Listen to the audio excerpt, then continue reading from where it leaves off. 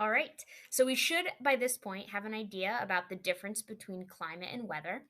And we should also be able to say why a climate is the way it is naturally. So, why is Vermont much different than California, for example? And we know that there are four reasons that climates may differ from one another. One being the latitude.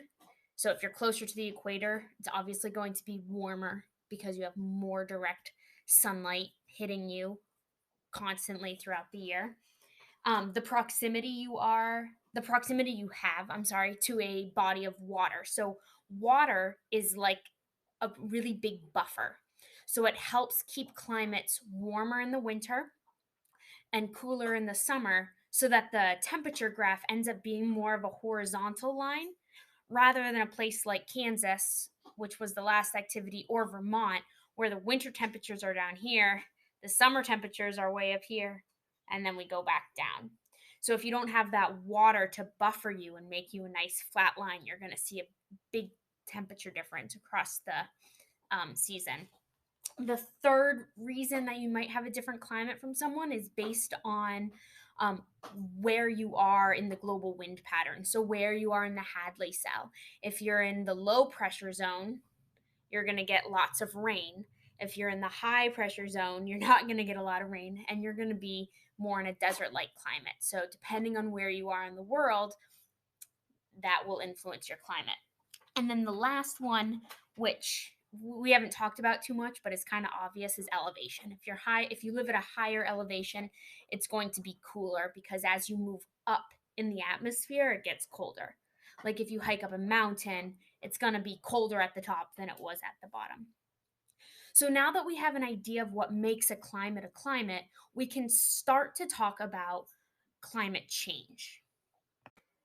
As we start talking about climate change, though, you need to remember, please, please, please, that climate is a long term thing.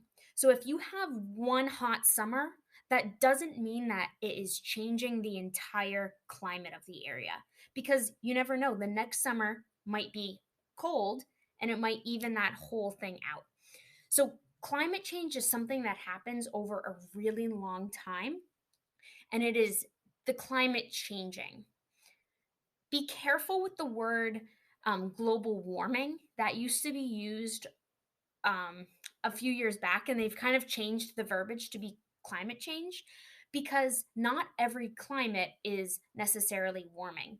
Some places are getting drier, some places are getting wetter. So the climate overall is changing. It's not necessarily getting warmer or hotter. So today we're going to talk about climate change, but we're going to talk about how climate change happens naturally. It is not something brand new that is happening right now because of humans. Climate change, over the 4 billion years that Earth has been here, the climate has changed a bunch. We are not in this hot primordial soup of lava and comets and meteors and all this stuff flying in on us anymore. We are in a very different climate. So, as positive feedback loops occur, the climate is going to change naturally. So, today we're talking about how the climate changes naturally so that we can have a better basis going forward about how humans are changing the climate. So, the way that scientists are able to track this data and these changes over long periods of time is through data. And I'm not talking about data where people are out there being like, well, when I was a kid, I walked uphill both ways to school through 80-foot tall snowbanks that were there because there were thousands of snowstorms over 6 months in the entire year. While there are people that say that and have their own anecdotes, that isn't necessarily science. Um, so, in order to be science and to be able to prove something, you have to have real data that can be cross referenced and validated. So, scientists are out there and they are collecting data so that they can track changes from thousands of years ago until the present. So, hopefully, if you're critically thinking about this, you're starting to wonder how we have all this data. So, I'm talking about thousands and thousands, hundreds of thousands of years.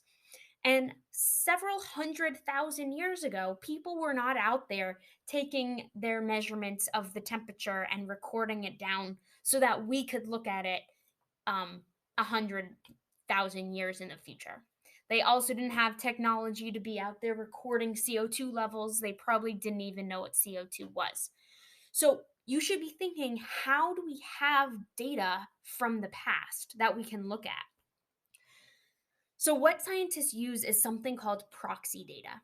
And proxy data is basically data that has been stored in some way over the last hundreds of thousands of years that we can go and get now and then reconstruct the history. So, one of the most common types of proxy data is ice core data.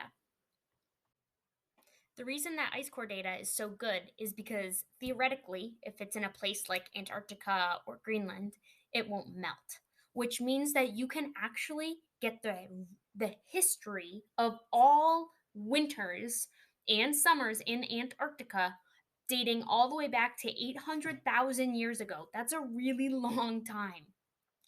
So basically what happens is scientists go out there with this giant ice core machine and they dig a ice core that's about, oh, sorry, it's hard with the screen. It's about this thick, and they go straight down through the ice.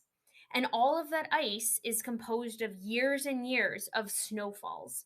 And over time, they get squished into ice, and it kind of looks like this. So, this is an actual ice core that was taken from Antarctica. And you can kind of start to see some of the different lines that are in this ice core.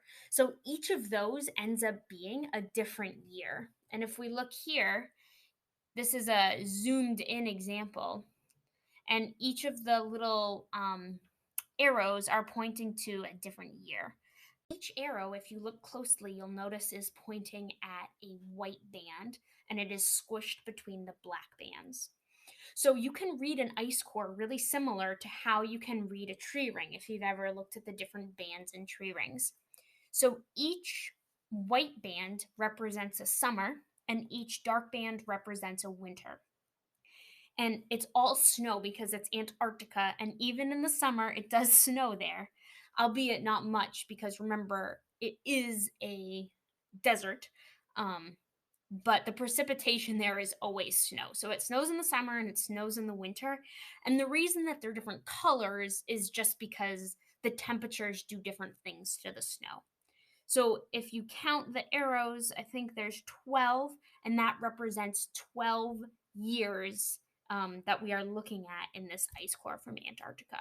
So you can imagine these ice cores can get really big. What's so cool about these ice cores is that they can trap little air particles, and we can actually see what the atmosphere was like way back then.